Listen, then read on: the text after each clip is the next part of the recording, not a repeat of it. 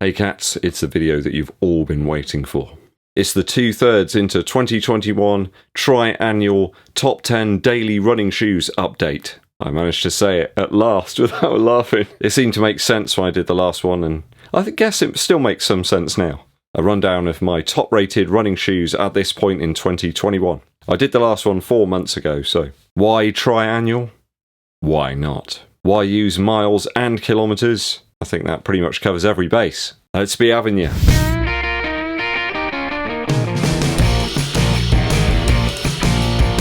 On screen now, a rundown of the last episode of the Triannual Top 10 Daily Running Shoes. That was the list. There's some movers and shakers this time, guys. Quite a few new running shoes been tested since that point, so let's see if they've displaced any of these bangers. At number 10, down from number 6 last time, is the Puma Velocity Nitro. So not saying that this is a bad shoe by any means, guys. Still a great one to pick up for a bargain price. I just find this one a touch more laboured with that EVA portion in the heel, and it's been a bit of a hot one over the summer as well. It hasn't been one I've thought, oh yeah, I'll pick that one out. It's been baking hot some days, and this one hasn't been top of my selection. The lockdown over the top of the foot as well just takes a little bit more time to dial in, a little bit more time needed to get the right pressure. Miles better than the Infinity Run Flyknit though, and still a great option for a do-it-all kind of shoe. You often find these discounted down to about 70 Earth credits, so keep the faith in the Velocity Nitro just a little longer, guys. At number 9 is the Asics Nova Blast 2. An ideal shoe if your joints need that extra cushion. The Flight Foam Blast here really is quite dense but also quite springy. Maybe bouncy is a better term here. Though I would suggest that this shoe is for those with a more neutral foot strike. If you have any pronation issues, just avoid it. A much better upper here in the Nova Blast 2 than last year's model. They've just minimised it a little bit. It just feels a little bit more concise. My only concerns here are some of the outer layer of that exposed midsole foam peeling off. Still a nice daily shoe, but that one issue does prevent me from ranking it a little bit higher. If you're running on even road surfaces, then you'll probably be fine, but I wouldn't go on anywhere with uneven camber. As such, a solid daily offering, but I feel there are some cheaper alternatives out there which have the same features and functions.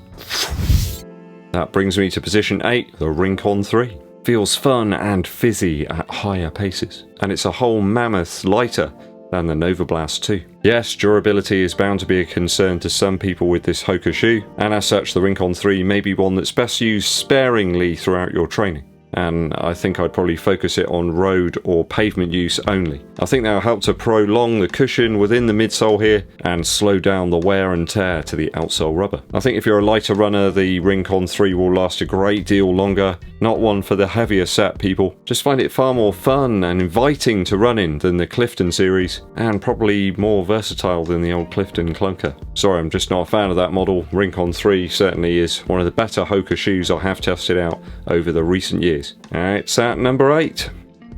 At number 7, it's the Pegasus 38. Down from position 4 in the list last time. Still a very viable and versatile option though at a really reasonable price. You can find it on sale as well in almost every single colourway and every size. And that's no bad thing really, because it's a great shoe. Cushioned in a more dense way due to the React foam, but it comes alive in the mid to forefoot with that air zoom pocket. The upper is one which works. Not many bells and whistles here, it just does the job. Could make a bit of a comeback as well. It's a bit thicker of an upper, so I think it might suit people over the winter period when things start getting a little chilly.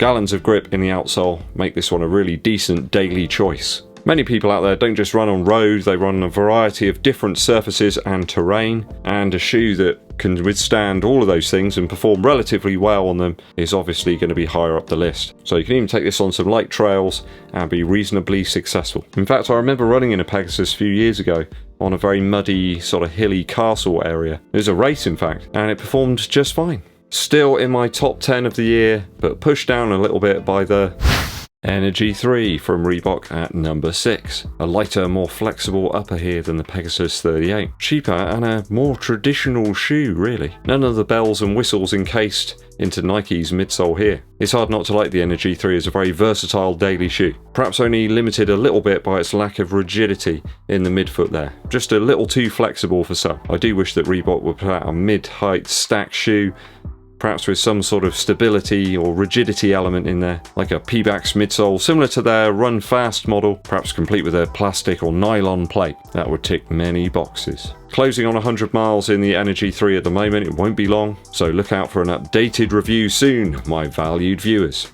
Very little to dislike here in the Energy 3, so it takes position number 6. A new entry now at number 5. Daily cruises have been plentiful this year in 2021. We can crush the miles on a frequent basis with veritable ease. But one shoe has come out of nowhere and shaken up my world. It has its very own unique smell and feel.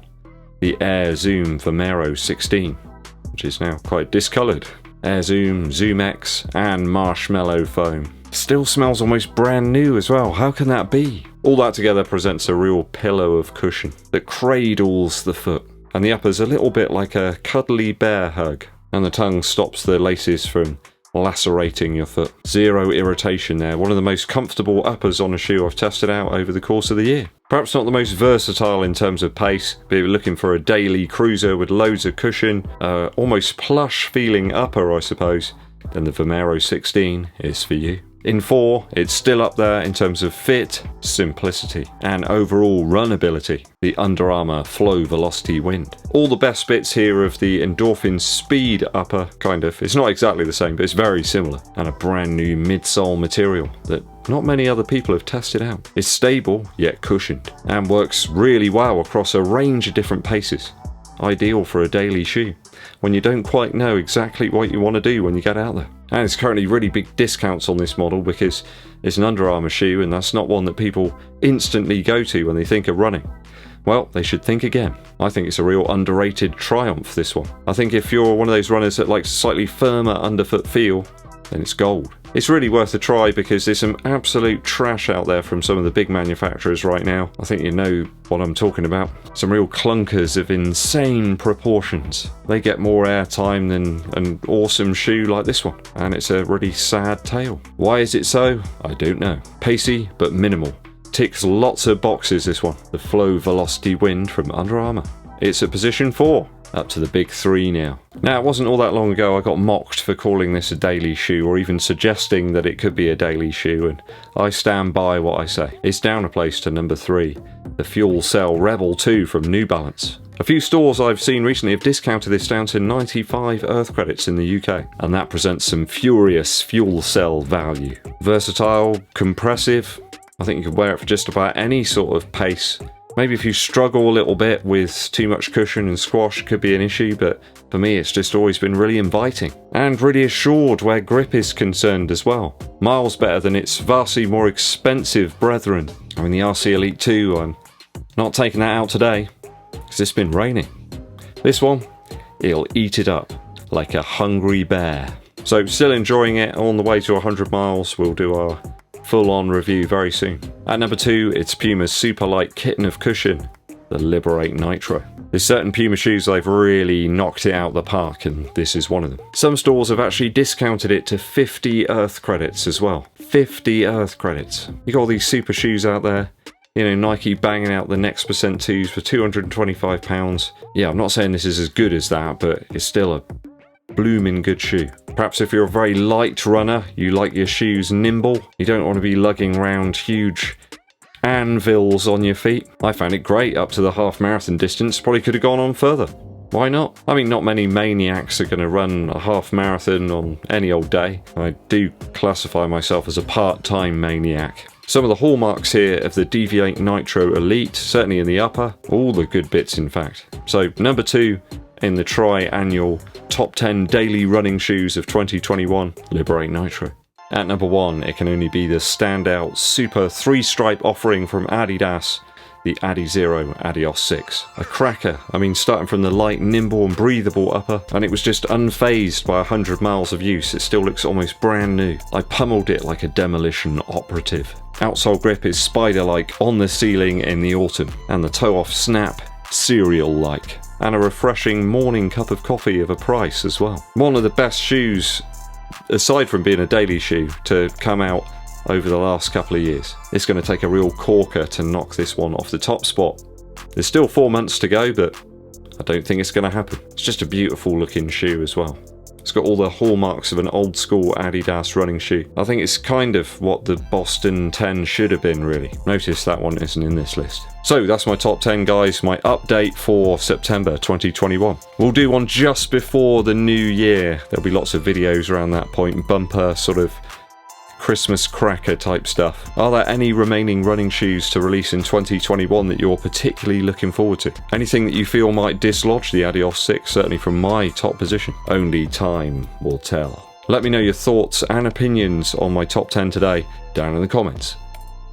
Dankeschön. A quick musical interlude for you. I'm a big Eels fan, you know that, guy, so I featured their albums previously on the musical interlude. Back in 2009 they released one called Hombre Lobo, and there's a couple of real killer tracks on there. The tough, rugged and coarse production of Prize Fighter is worth checking out, and also Lilac Breeze for similar reasons. What I love about this album is that it captures that true Eels vibe that I really like. Varied songwriting, some really nice melodic guitars, but also some real wig out kind of noisy, distorted stuff too. And there's got to be good organ stuff on Eels albums as well. And always a fantastic drum sound. Some interesting content here. Go and check it out, guys. Hombre Lobo from back in 2009 by the Eels. Hope you enjoyed the video today, guys. Please make sure you hit that subscribe button and click the bell below for notifications of when I launch more stuff for you to consume. Hope it's tasty and always honest. Really helps the channel out a huge amount if you give this video a thumbs up, like, and also share it with your running buddies. My name's Eddbud, and I'll be seeing you